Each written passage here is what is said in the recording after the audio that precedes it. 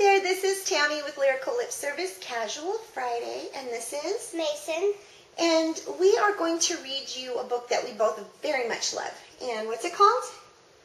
Did I ever tell you how lucky you are? By Dr. Seuss. Good job, Tami. Thank you, Mason.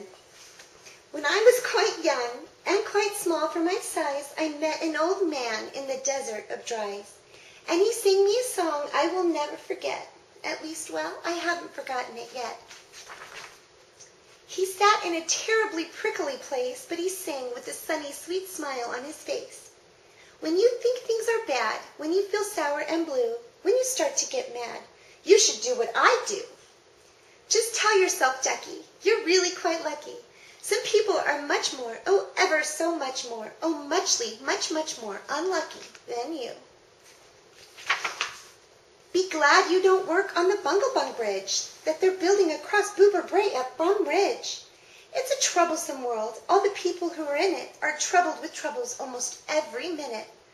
You ought to be thankful, a whole heaping lot, for the places and people you're lucky you're not.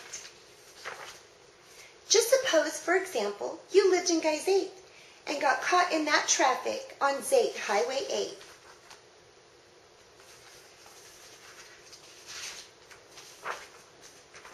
Or suppose, just for instance, you lived in Geyser with your bedroom up here and your bathroom up there.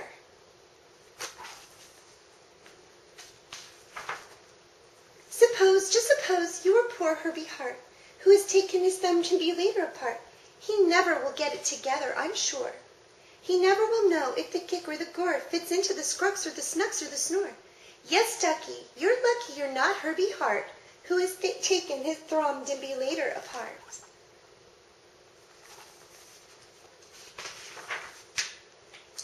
Think they work you too hard? Think of poor Ali Sard. He has to mow grass in his uncle's backyard. And it's quick growing grass, and it grows as he mows it. The faster he mows it, the faster he grows it. And all that his stingy old uncle will pay for his shoving that mower around in that hay is the piffulous pay of 2 duklas a day. And Allie can't live on such piffulous pay. He has to paint flagpoles. What? Oh, did I forget something? Oh. So, he has to paint flagpoles on Sundays and grooves. How lucky you are. You don't live in his shoes. And poor Mr. Biggs, every morning at 6, poor Mr. Biggs has his boyfriend to fix. It doesn't seem fair. It just doesn't seem right. But his boyfriend just seems to go schlump every night. It schlumps in a heap, sadly needing repair. Biggs figures it's due to the local night air. And it takes him all day to unschlump it, and then the night air comes back and it schlumps once again. So don't you feel blue. Don't you get down in the dumps. You're lucky you don't have a boyfriend that schlumps. And while we're at it, consider the schlots, the crumple-horned, web-footed, green-bearded schlots, whose tail is entailed with unsolvable knots. If he isn't muchly more worse off than you, I'll eat my umbrella. That's just what I'll do.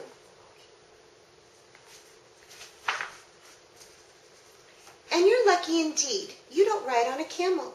To ride on a camel, you sit on a whammel. And a whammel, you know, is a sort of a saddle, held on by a button that's known as a faddle. And oh boy, if your old whammel faddle gets loose, I'm telling you, Ducky, you're gone like a goose. And poor Mr. Potter, T-crosser, I-daughter, he has to cross T's and he has to dot I's in an I and T factory out in Van Nuys. That's a lot of T's and a lot of I's. Uh-huh. Oh, the jobs people work at out west near Hotch Hotch. There's a Hotch Hotcher bee watcher. His job is to watch. It's to keep both his eyes on the lazy town bee. A bee that is watched will work harder, you see. Well, he watched and he watched, but in spite of his watch, that bee didn't work harder. Not much. So then somebody said, our old bee-watching man just isn't bee-watching as hard as he can. He ought to be watched by another Hotch-Hotcher. The thing that we need is a bee-watcher. Well, watcher watched the bee watcher. He didn't watch well. So another Hodge-Hodger had to come in as a watcher. And today, all the Hodge-Hodgers who live in Hodge-Hodge are watching on watching the watcher who's watching that bee. You're not a Hodge-Watcher. You're lucky, you see.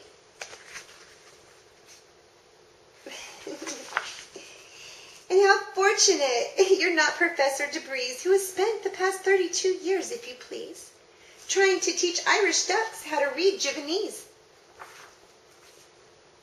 And think of the poor puffing Pugelhorn players who have to parade down the Pugelhorn stairs every morning to wake up the Prince of Poopoken. It's awful how often their pugels get broken.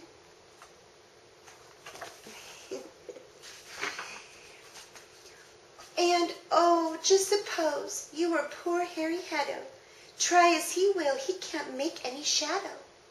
He thinks that perhaps something's wrong with his kids, and I think that, by golly, there probably is.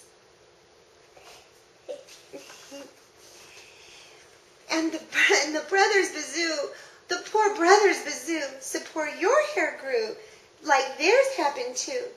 You think you're unlucky, I'm telling you, ducky. Some people are muchly, oh, ever so muchly, more unlucky than you. And suppose that you lived in that forest in France where the average young person just hasn't a chance to escape from the perilous pants-eating plants. But your pants are safe. You're a fortunate guy, and you ought to be shouting, how lucky am I? Oh no, look at...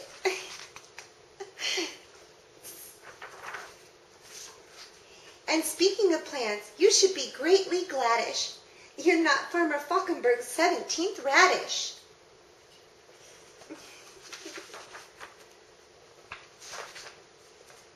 And you're so lucky you're not Gucky Gown, who lives by himself 90 miles out of town, in the ruins of Ronk. Ronk is rather run down.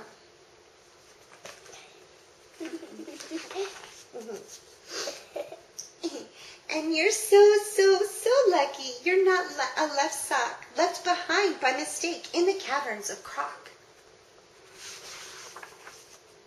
Thank goodness for all of the things you are not. Thank goodness you're not something someone forgot and left all alone in some punkerish place like a rusty tin coat hanger hanging in space. That's why I say, ducky, don't grumble, don't stew. Some critters are much, oh, ever so much, oh, much more unlucky than you. Yeah. Yes. So, the end. The end. And big kisses. Little kisses. And we will see you next time on Little Lip Service. lyricallipservice.com.